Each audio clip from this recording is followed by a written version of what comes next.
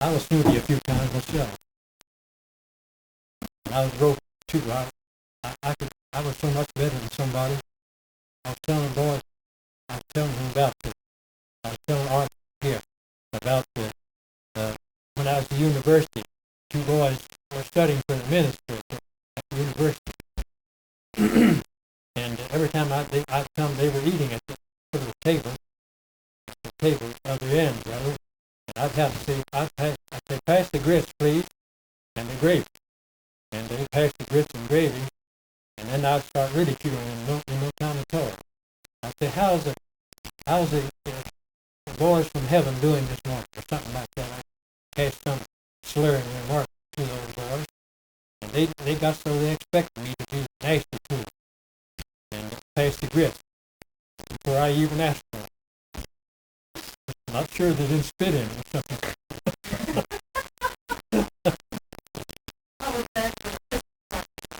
Oh, that they were grand. Talk about grand. Oh man, and they told out every parent had to be there, and we got an invitation. Be sure to come to the Christmas party at the mansion. Up on the hill, and the program consisted of the most expensive orchestra you ever saw, playing classical music, sawing on those big violins and bass violins, and trumpets of different kinds. Men from New York, they had these orchestras from New York. They were fashionable, and everybody was dressed up, and we boys would slink in there and take our seats. We'd get seats back in the dark corner somewhere where we wouldn't be noticed too much. And then we'd enjoy all this, and they'd have sleight of hand tricks. And we talk about, why in the world do they do that? They saw that girl in two. How did they ever saw her in two like that? And we hardly took us some time to get over some of those shows, but we had a good time. And we wait till we got back home to look for presents. I can't remember the things we got now. Well, neckties, little steam engines, little whistles, and all sorts of things they had in this. I was in Crest one day, and I saw Mrs. Vanderbilt in there in Crest buying presents from Crest and her daughter. They had one child, a daughter. Did you ever meet the daughter? Yeah, I did. I met her at the Greasy Pole. We had a Greasy Pole. We had a fair, and the idea was whoever could climb that Greasy Pole won a special prize. I don't remember the prize. I think it was $10 or something like that. Yes, we all tried it. Did she beat you up? She tried, but when they pressed the pole, she tried it, she didn't get up with it, just barely got off the ground.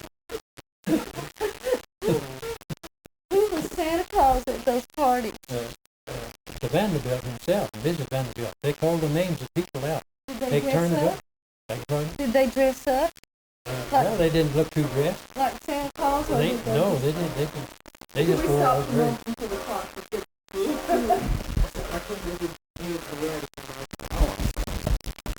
Okay, let's start with Santa Claus.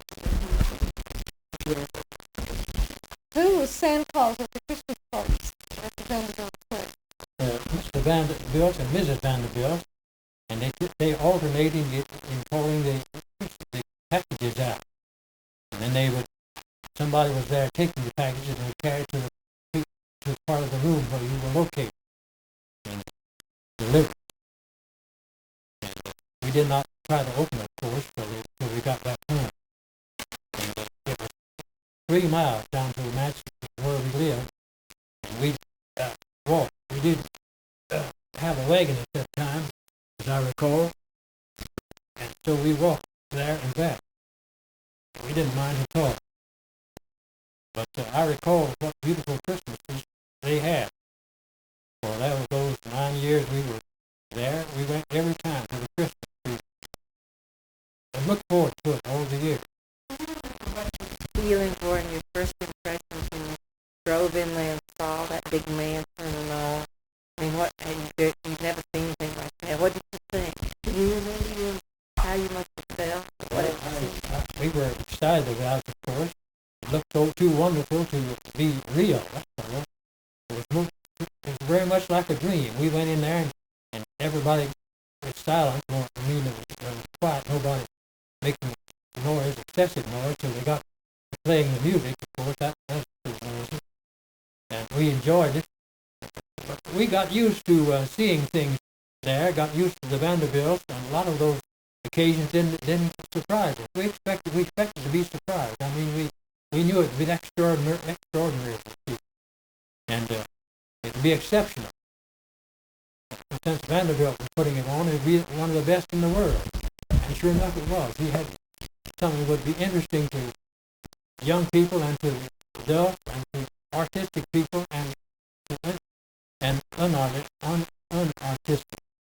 And the people on the estate were plain people. They were working on the farm. Some of them were working on the farm, and some in various other occupations on the farm. Vanderbilt usually hired a great many people in his work on the estate, and all those people were invited to come to the party. Italian families and other families that came to do stonework and build the buildings. And That was the construction mansion. We hadn't moved on to the estate then, but we heard about the mansion, heard about it, and not many people knew what he was going to do, what he was doing, for sure.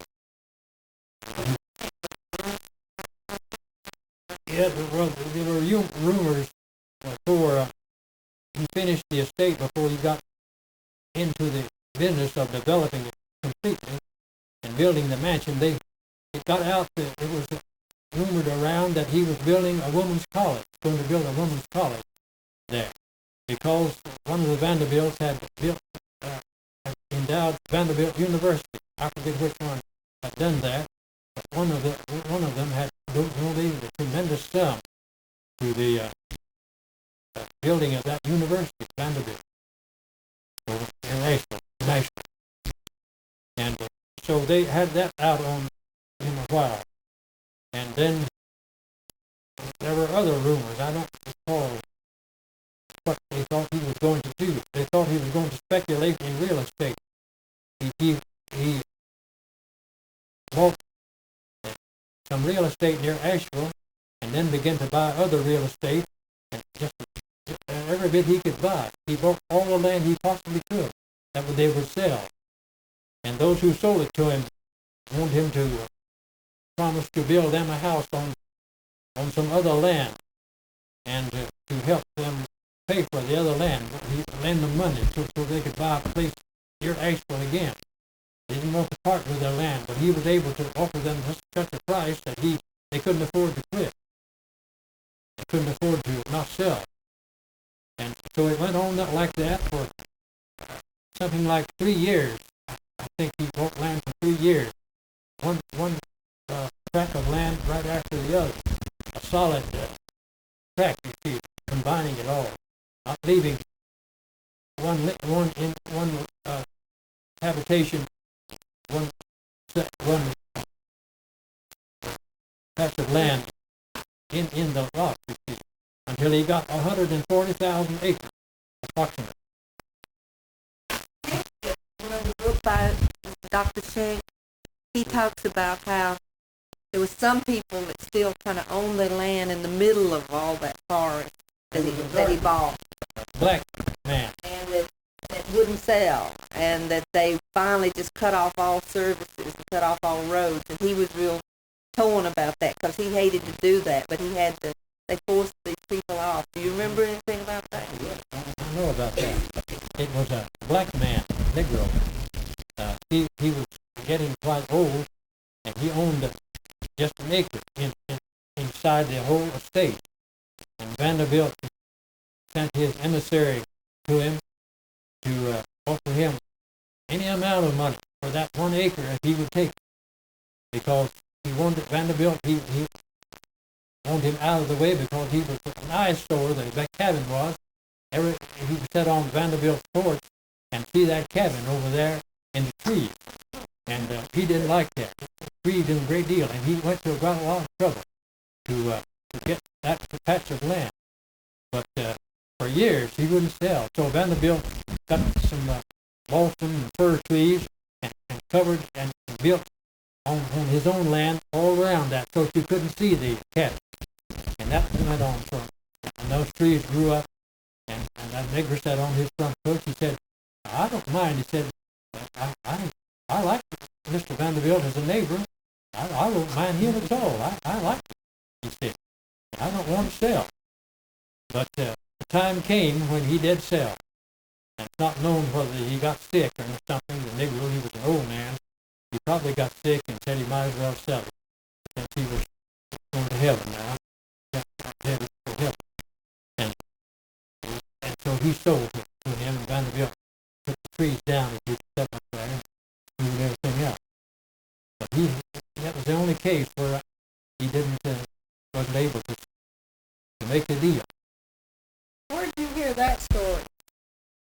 Well, I don't remember now. I have it in my story. I've written some manuscripts. You wouldn't believe it. I have 3 or 4 book manuscripts that I've been preparing for several years, and the history of the Vanderbilt estate is one of them. A diary when you were a young boy there? Did you live there? Did you keep a diary or write some journals about when you lived there? You had some things you wrote when you lived there. I wasn't old enough to write to the girls much. Again, too fond of the girls. I wasn't 14. Somewhere along. I didn't know what girls were for. And several years afterwards, I had the girl fever. When I was in high school, I used to walk to school 4 miles to Biltmore High School to the Vanderbilt estate, and I got attracted to a girl, and I was really crazy about it. She was a pretty girl, well built, and well constructed, and bright too. So I was fascinated with the conditions. He's about to come back and listen to that. That's the best story. Yeah, that broke up. I'm sorry to tell you. I said, "Let's go to college. I'm going to the university." She said, I can't go to the university. I know enough already. And that broke the whole business up with me.